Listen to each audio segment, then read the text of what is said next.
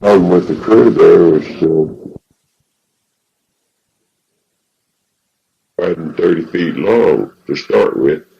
And so I just went out there and I didn't go get no permit or nothing. I just put this 2x4s down and got that all ready to pour. And I had the concrete ordered for Saturday. And I told them boys, I'm going to pour concrete and I need your help. And they showed up. I don't know how many of them, but there was enough. They showed up that day on Friday. They showed up on Friday evening. We got the concrete. We had to pour it on Friday evening. That's the way it was now. We had to pour it on Friday afternoon. Ordered the concrete and they came. We poured the concrete on Friday afternoon, and I didn't pour it very thick. I made it so that we poured only about 1.5 or 2 inches thick or something like that. That whole thing, except around the edges. We poured around the edges about 4 inches deep, and put some bolts in there around the edges, and poured it. And Saturday morning we went out there and we raised that building. We raised the walls, put the rafters on, and the whole deal. And of course we didn't get it finished, covered over or nothing, but I got me some black plastic and lined it inside with black plastic. And we got in there and got in away from you can't extract honey out in the open because the honeybees will take you in.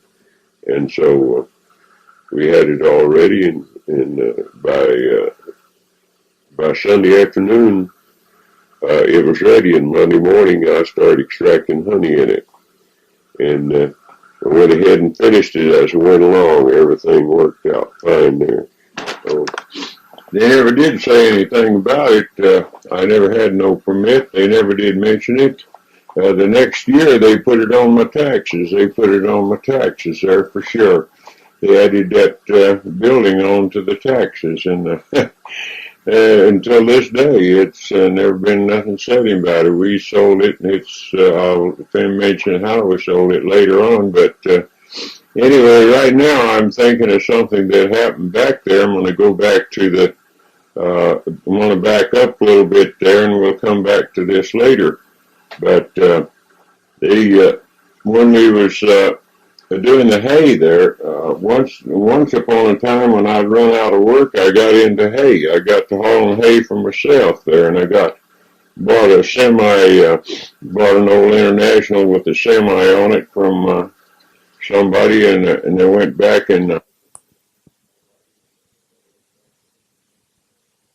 everything with that old International there, hauled some hay, hauled straw and hauled hay and into Copine's ranch there where Brother Haynes and his son-in-law was hauling it, and we hauled it from up and around Doss Palace and all in there, and up there and get in the wintertime, get beside the haystack and get all stuck and work all day and get a load and work all day to get out of there, and sometimes didn't get out and whatever, but get home sometimes 11 o'clock at night and couldn't hardly hold my head up to eat my supper and whatever, get in bed and sleep a little bit and leave at 4 o'clock again in the morning. Well, it was getting food on the table. Anyway, eventually we paid on it right along and all, and finally we let them have it back. And but before we did, one time they wanted to hire all the trucks they could get in the lake bottom over in Corcoran, the other side of Corcoran there at the big lake bottom, and they had some sections of land they was getting the hay, trying to get the hay off of before the water broke in. The water levees were trying to break, and they had all the balers they could get in the country and all the rakers and whatever and all the truckers, and there was a whole bunch of us in there, and there was guys out there with trucks, and they were hauling that hay, and it was a mess, but it's kind of fun too in a way.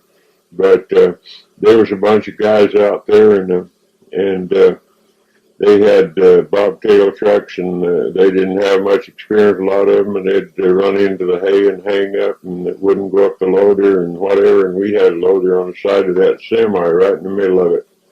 We had a loader hooked on there, and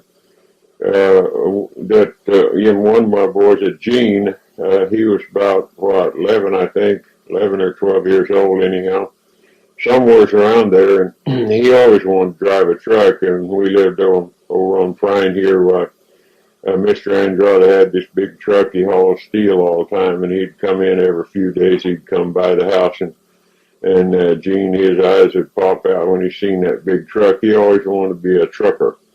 He said he wanted to be a trucker, and so when we was over there hauling that hay, we let him drive, and it's me and my two twin boys.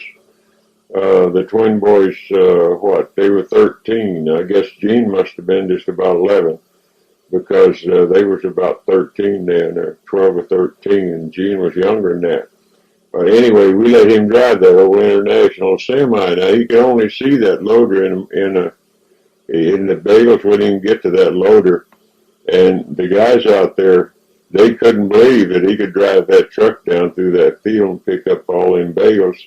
And we hardly ever missed a bale. If we did, we had somebody down there to straighten it. But he got that big old truck down through there. Well, wasn't so big, but it looked big to them. And it looked big then. Anyway, it was a long time ago. And so he'd pick up them bales, and we had a lot of fun, and that was over. And we let him have the truck back there later on, and we tried to do something else. And so anyhow, I got a job out there from Bisconners out here east of town, roadside in their hay, and they had 700 acres of hay. And some of it was a mess, and some of it was good field, but most of it was just a mess, little old fields, and stacking it in old barns and old houses and everything else. And it was a lot of work and not much pay. We got $1.50 a ton for putting it in, but it was just a lot of work, and whatever there. And the twin boys, they was helping me there, and we'd went and bought a new truck, and bought a new Studebaker. I don't remember the model now, but we bought this brand new Studebaker, and so we went was hauling with it, and then I run on to one I could get pretty cheap. We got $350, I think it was, for another Studebaker. It's old model, but it had a longer bed, and it was run good, just good as a new one. So we could haul a better load on it, and it was a little bit lower than the new one also. And so we had a ball with that new truck. I mean, with both those trucks, and one of the boys would drive one, I'd drive the other. We'd load them up and take off. Anyhow, I know one time we had Daisy driving for us, and Daisy was kind of nervous, and in order to make her hear me from up on top of a stack or something when the motor running, well, I'd holler down, and I hollered down. I guess she got excited or something, and I was telling her to go ahead. And I guess she got excited, and that brand new truck, she twisted the key off in the ignition. She just twisted the thing plumb off. And we still kid her about that. Anyhow, at the time, these boys were 13 years old, and they weren't 14 yet. And I knew that they could hurt themselves, and they wasn't doing a man's work. But once in a while, they get a hold of a bale, and it's pretty heavy, and they couldn't, get it around there. What they was doing, just kind of helping me out there, and I was working against both of them anyhow. Well, out there in the field, it was a little bit bad for them, and we was working long hours. We worked till 11. A lot of times we worked till 11 o'clock at night, or we'd get home at 11 o'clock in the night. And one night we came in there, and wife was pregnant with Beatrice. That's the youngest one of us, of 11 there. And I told her a lot of times, we've got to get up there and get an appointment with a doctor now. You can't wait till the last minute. And so she kept putting it off and putting it off. She didn't want no doctor and whatever. So one morning when I got up to go to work, she was having a little bit of pain, but she didn't tell me about it. I don't know why she didn't tell me. Maybe she didn't think that was it or something. But she didn't tell me. We went off in the early 4 o'clock in the morning. We was already gone. She didn't even know where we were at out there in the fields because it was different fields. They had fields all over the country. And we was out there hauling hay, and we hauled and hauled and hauled and hauled. We got home that evening about dark, and there was this little red-headed girl up there in the bed with her. And boy, that was a shock. I knew she was pregnant. I know she's going to have a baby. I didn't know she was going to have it right now. Anyway, and all of that, and I knew we didn't have no doctor, and I didn't know what. And when I found out about it, what happened, why, Daisy was home then, and I don't know how old Daisy was. I guess she was 14 or 15, somewhere in there between 14 and 15, I guess. And she'd had her heat the water and everything, and just the two of them. It was just the two of them there home, and she had that baby girl. And when she had her, her navel cord was wrapped around her neck and had her thumb in it, had her one thumb in it there. And my wife just had Daisy get her the hot water, and she gave birth to that baby. And then she sat up in bed and fixed it and cut the navel cord, tied it off and cut the navel cord and done the whole big thing, a whole bit all ourselves. And all Daisy did was get her the hot water and whatever she needed, and like an assistant. He dressed that baby and then dressed herself, and then they both went to bed. She was in bed already, of course, but they stayed in bed, her and the baby. When I come home, there they were. Well, somebody had come in, some friends we knew, and they'd seen the baby and knew what happened, and they got all scared and all excited, and they never seen anybody note of anybody having a baby without a doctor being there or whatever. And she tried to kind of scared my wife into getting the doctor, and the doctor came out there. And they hardly ever get one to come out, but in this case he did. Like it was an emergency, and they made a big thing out of it. And he come out there and looked at her and said, well, everything looks like it's all right there, so nothing to worry about. So they went on about our business. Anyway, that was the end of the kids there, but that was Beatrice. She was a tail.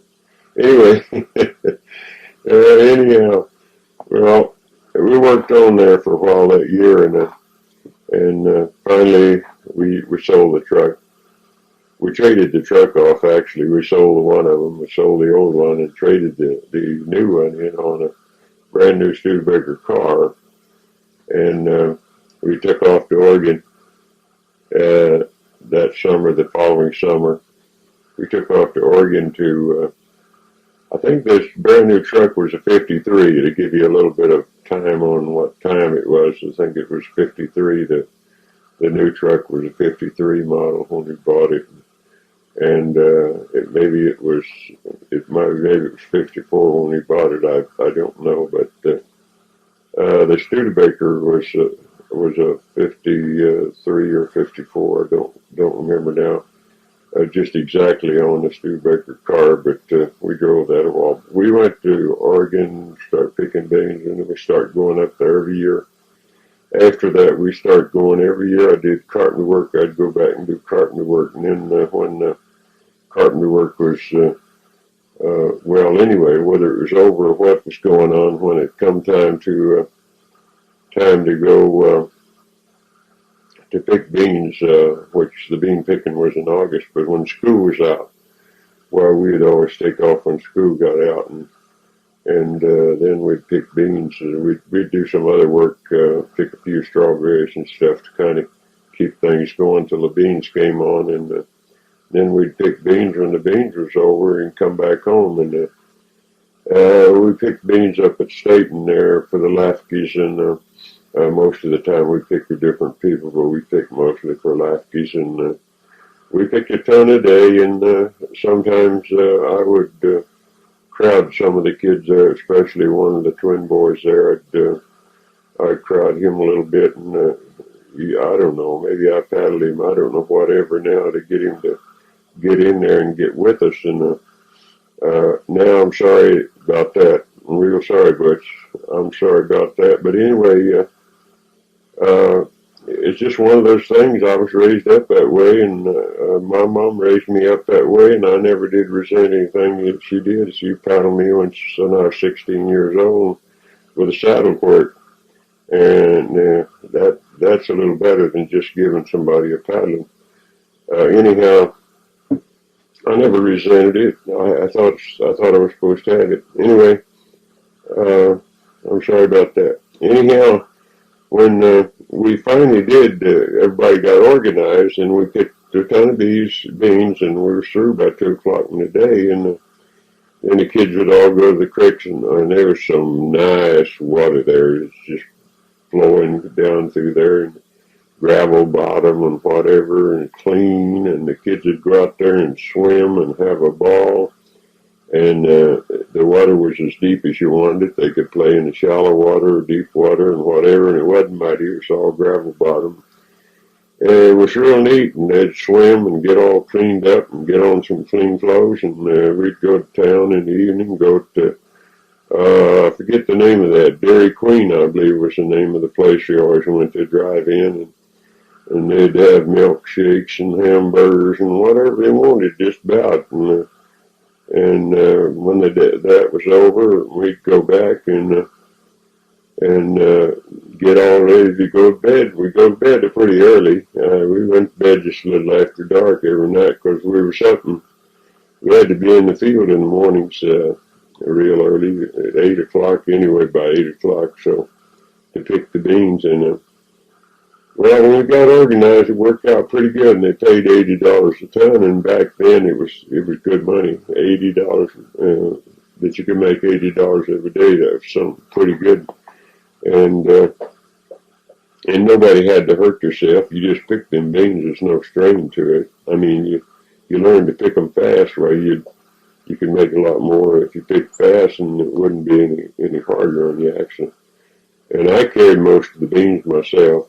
Sometimes the boys would carry their own beans up, but most of the time I just carried the beans, and they'd keep picking.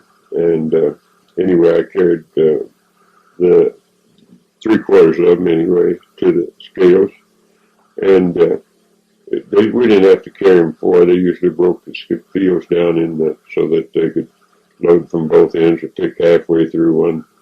So we got across and then turn around and pick the other half of the row back the other way to the other end.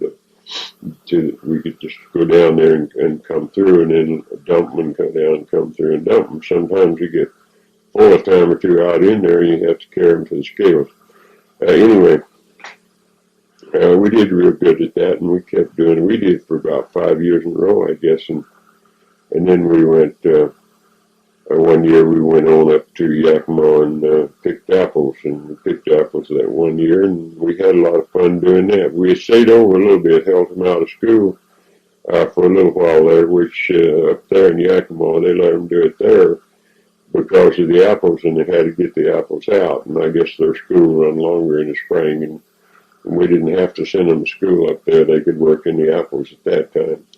They could work in the apples until the apples were picked, and that's what we did this one year. And we made better in the apples than we did picking beans. But we sent home some money, and we brought home some money with us, and everything was fine. I tell you, we just really enjoyed it. But that was our last trip. Then the family started breaking up, and the older ones was already gone yet. The bigger and older ones.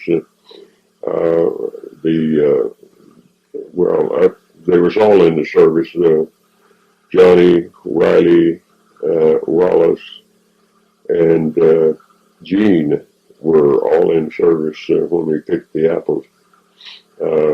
Riley was out of the service at that time. He had served his 3 years or whatever it was in the Army. But he was a paratrooper, and he had served his time as a paratrooper and come home, and he was with us up there, and the last time when we went to the apples. So anyhow, it was one of those things that we enjoyed, and that's the only time I guess that the family ever really did get a vacation. And then one time, I don't know, I might have mentioned this before, but we took a trip one time I think I mentioned that earlier in another one, but sometime later I'm going to make some sketches of some altogether just sketches of what happened, and I'll get that in that whether I've got it on something else or not, I don't know. But anyway, now to get back to what I was doing there about the honey house and about the bees there and everything. Well, we went ahead with the everything at the bees, and we did pretty good. And actually, we made more money than we made in our life while we was handling the bees there after we got started. And she got interested in them. She finally decided to make a good deal when I got money for the bees and really got started, got more bees, and so she got into it, and she got to extracting honey and out there, and she'd extract honey while I'm out working bees and stuff. In daytime, she'd be out there extracting honey in the shed, and so I'd break them down. We had them 5 high when we put them in a heating room. We had a room that we put them in to warm them to make sure that the honey come out easy when it was uncapped, and so we put them in there to warm, and we stacked them in there 5 high, and we had a big dolly to lift them with, and you'd pull them out of there with that dolly. And once you went in there, and I'd break them down to 3 now. It was easy for her to handle 3. I handled 5 all the time, but when she was doing it, it was easy for her to handle 3 with a dolly. She didn't have no problem.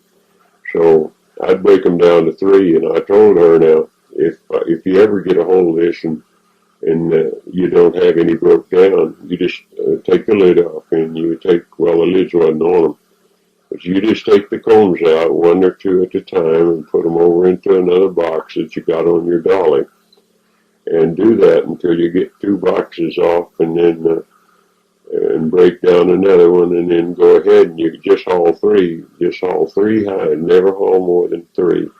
But there's one day she was in a big hurry, and she was making good headway and all that stuff, and she went in there and there wasn't any more broke down, so she just decided to haul 5, and she put the dolly under the 5 and pulled it back, and she's doing okay on it, kind of hung on the other boxes, and she pulled it a little harder than she ordinarily would, and when it come loose, it come too fast and knocked her down, and it fell on her and broke her leg. The whole load of honey now, the dolly and all, fell right on her. And the dolly, of course, wasn't a big heavy dolly, but the honey that she pulled back there would weigh about 5 times 90, which would be over 400 pounds. Not trying to figure it up exact. Anyway, they were 90 pounds a box, and so that was too much for her, but she thought she's doing pretty good. And when I come home, she's in the hospital with a broken leg. Here I'm out there working all day, and I come home, she's in the hospital with a broken leg. Well, we went on with there. We did all right, and we had our security and everything, but I don't think it was good then. I don't remember. But we were making some money, so it was no big problem to pay it off. Anyway, we in the meantime, while we was working the bees and making the honey there, we bought a brand new pickup. We bought a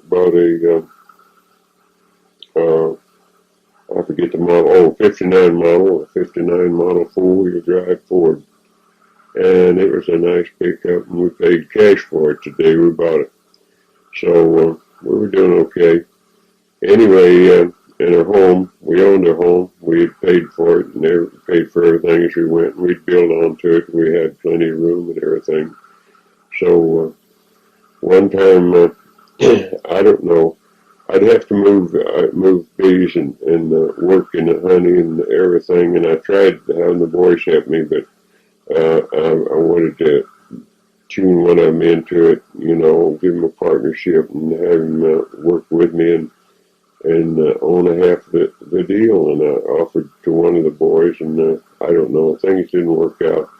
Just didn't work out, and they went on about their way, doing their own thing, and so I had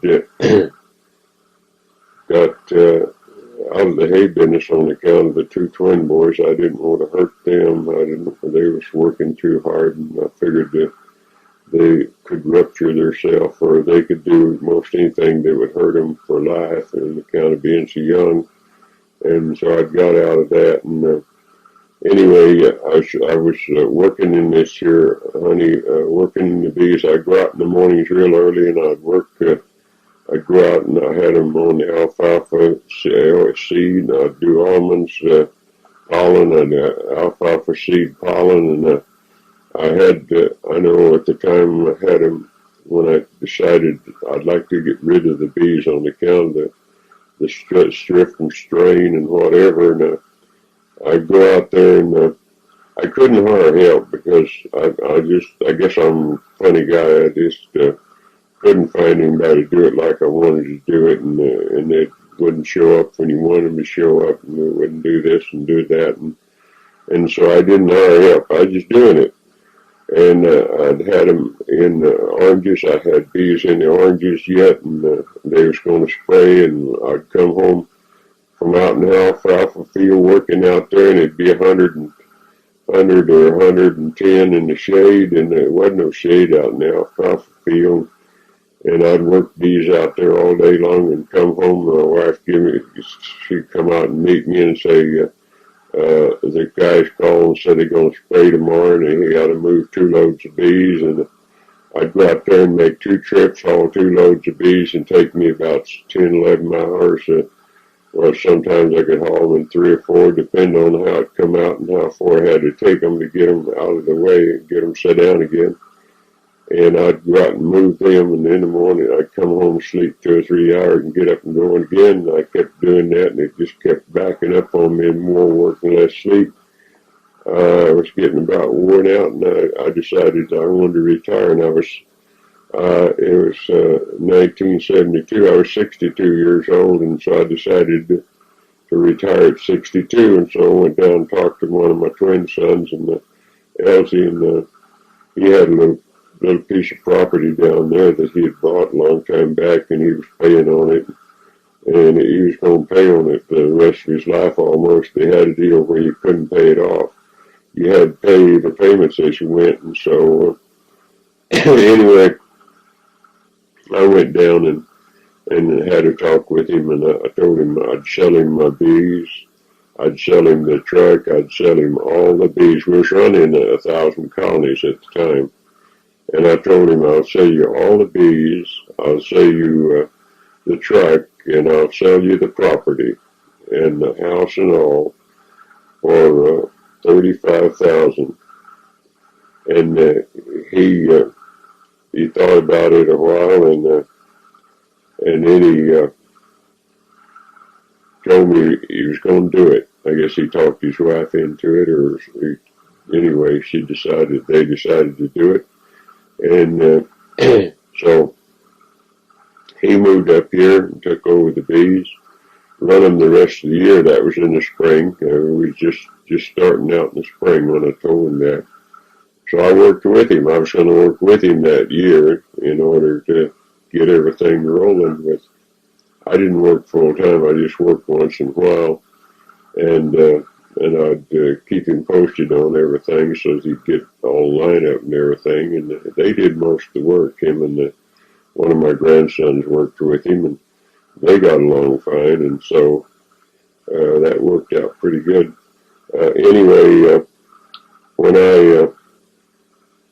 by the end of the fall, I think his wife wanted to go back down south, and I guess he did too. Anyway, he decided that he didn't want to keep the bees. He's going to sell them. And so I helped him sell them. And I helped him sell the bees, and he got all settled up and anything. He made quite a lot of money out of it. And I made got all my money and everything, got the loan paid off and the whole deal there. And we bought a brand new mobile home and put on this property, which we already own. And it's just back to back to the other place that I sold him. And we helped him, and he helped us and whatever there until we got all set. And we got the bees all sold, got everything took care of, and he sold the property. He didn't sell it that fall. He sold it next summer. And he sold it, kept it till next summer and sold it. Well, he was just working for wages up till then, and then he, after that, I told him, so maybe I did help you out, even if you didn't keep the bees, because you sold your property and got off from that, got into the bee business and got right out, and went back down to Los Angeles and went to contracting. He started contracting, stopped working for the other fellow and started contracting as soon as he got back to L.A. So I told him, well, maybe I did help you out. I don't know, because you might have been still working for wages if you hadn't got out of there and got started into something else and then went back. But anyhow, things worked out pretty good there, and so then we've been living here ever since, and a lot of things happened. A lot of waters went on the bridge since then, but the Lord blessed us, and we're still here, and the place is all paid for, and we're retired and whatever. And so I don't know until I think of a few more things I want to put on this tape. I guess that's going to be it there. I'm going to stop for a while. And we'll put it on the other side. Whatever we do, just go to the other side from here. See you later.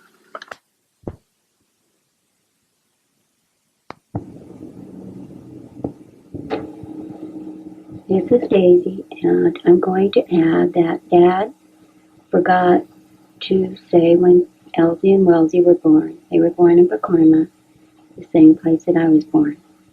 And I'm going to add another Dad's last tape that he left too. I want to make this tape, this side of this tape here, I want to say a few words in regards to my wife, Frances Maureen Miller. I'm John W. Miller of 497 West Matheny, Tulare, California. And on the other side of this, I just so it said that I would not want to be a vegetable and or be in a coma and live on a machine to keep me alive. Because I feel like that the Lord is the giver and the taker, and I would not want that to happen to me. And so I'm going to say a few words to Frances Maureen, my wife. I love you very, very much. I've always loved you very, very much. And to all of my family, every one of my children, I've loved every one of them. Though I might not have did the right thing in many cases, many times, maybe I didn't do what I should have done, or I didn't raise them up in a way maybe that I should have. Maybe I was too severe, but I'm thankful that they're all, they're still living and they're in fair shape.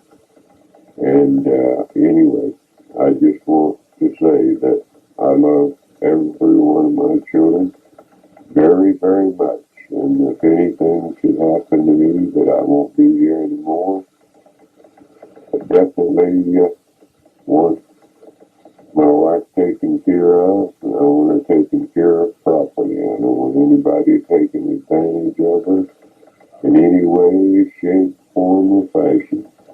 And that my will is made, and that whenever I'm gone or whenever she's gone, then the things can be divided up according to the will, can be divided up to them. But my will is that if I go first, everything I have will be left to her. together, the children would receive everything. And what she would do after I go is strictly up to her. I wouldn't know what to do, but I'd say that I want everything that I own, that is in my name or in my possession, to go to my wife and let her do as she pleases with it. So I want you to know, all of my children, I'm not going to just try to, I've just got a little tape here. I'm not going to try to name your names out, but there's 11 of you, and we've had a lot of hardships. We went through a lot of things. We did a lot of things that we shouldn't have done. We made lots of mistakes. But I tell you one thing, that over all of that, it was kind of a happy thing. And now the war is coming on, and all these things is coming. That maybe it's not going to be a war, but it looks like it's going to be a war out there in Iraq and Saudi Arabia, or wherever it's at out there. Anyway, I just hope and pray that God will have His way, and that it won't turn out to be a disaster. So I sure want you to know, all of you, I'm not going to call your names out, but I do appreciate you. I've always loved you, even if I didn't act like it, or if you didn't think I did, I did. But I've had to go through a lot of things and worked hard and stayed awake. Lots of times I stayed awake at night trying to figure out what to do the next day to get groceries on the table. So there's not anything I can do about it now. Any mistakes that I might have made, I cannot correct. So I thank you very much for listening. This is Wesley. John W. Miller. John Wesley Miller. 497 West Machine, Tulare, California. And this is my will and testament that I want carried out on both sides of this tape. And make sure it's to be remembered and not forgotten.